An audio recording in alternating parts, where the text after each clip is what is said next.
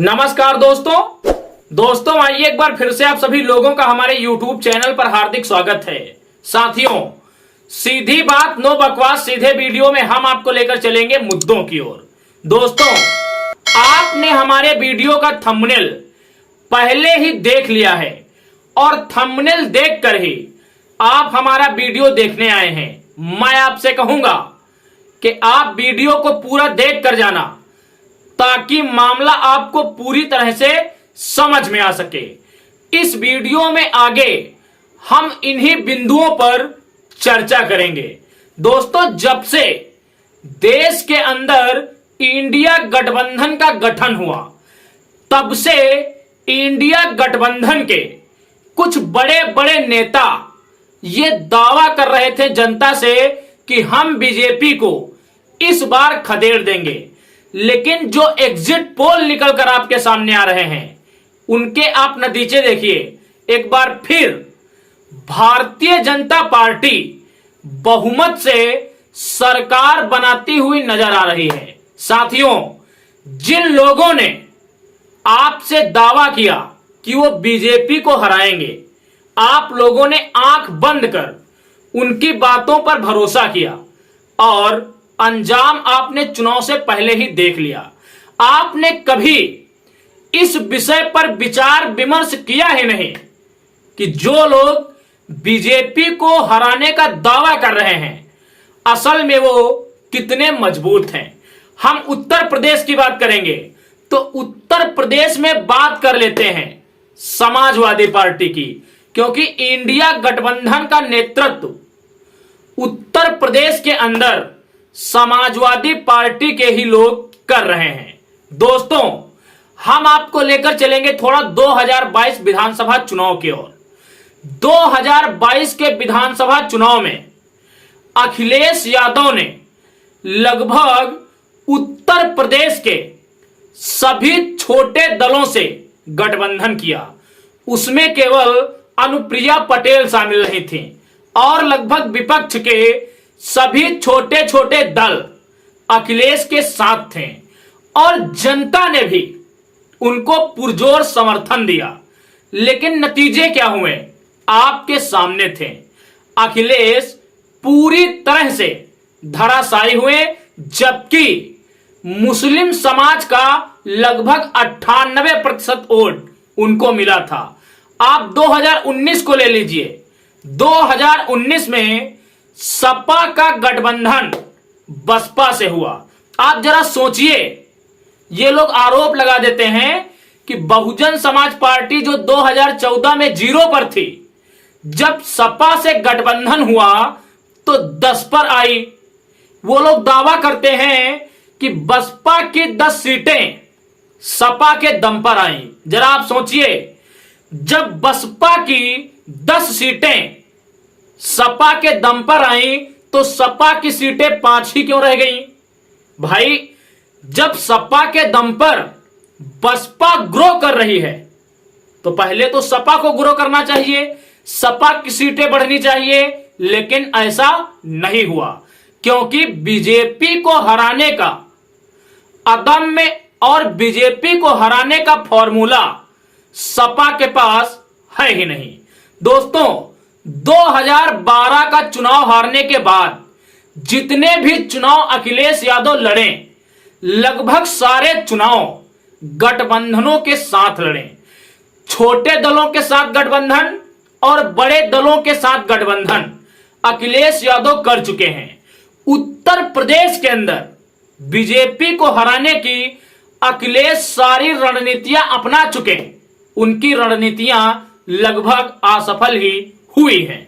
दोस्तों, एक बार फिर 2024 के चुनाव में समाजवादी पार्टी बीजेपी को हराने का दम भर रही है, लेकिन मैं दावे के साथ कह रहा हूं कि ये गठजोड़ और ये रणनीति भी अखिलेश की असफल होगी। दोस्तों, 2022 में अखिलेश का कई दलों से गठबंधन था और वो काफी ज्यादा मजबूत थे धरातल पर, लेकिन 2024 आते आते लगभग 2022 वाले सारे साथी अखिलेश को छोड़कर चले गए, चाहे वो राजभर हो, चाहे वो जयंत चौधरी हो, चाहे वो चंद्रशेखर आजाद हो, चाहे वो संजय निषाद हो, चाहे वो पल्लवी पटेल हो, चाहे वो स्वामी प्रसाद मौर्य हो, लगभग सभी ने इनका साथ छोड़ दिया। और अब फिर 2024 में बीजेपी को रोकने के लिए इन्होंने 2017 वाला फॉर्मूला अपनाया और कांग्रेस से गठबंधन किया, जिसका जनाधार उत्तर प्रदेश के अंदर सिर्फ 2% है।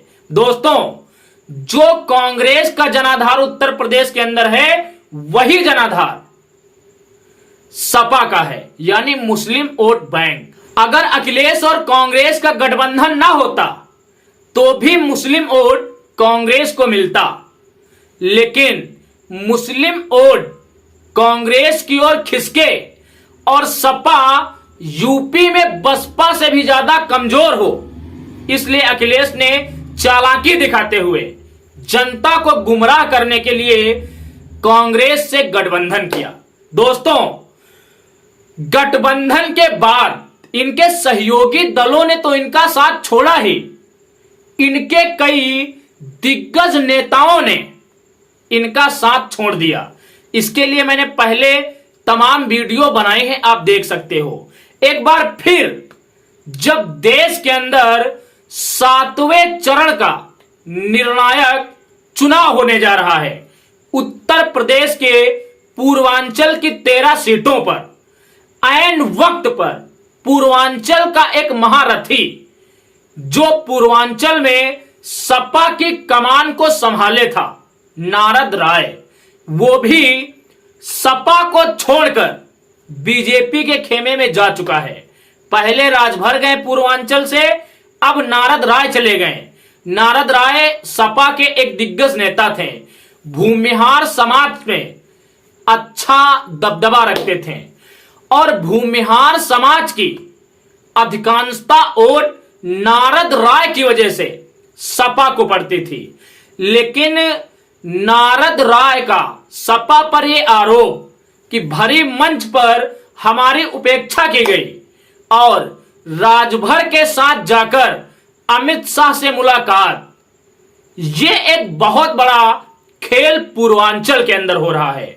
दोस्तों, एक बार फिर समाजवादी पार्टी 7वें चरण की वोटिंग से पहले पूर्वांचल का चुनाव हार गई और कहीं ना कहीं इस बात का एहसास पूर्वांचल की जनता को भी हो गया, जो संविधान की रक्षा के लिए इंडिया गठबंधन को वोट करना चाह रहे थे।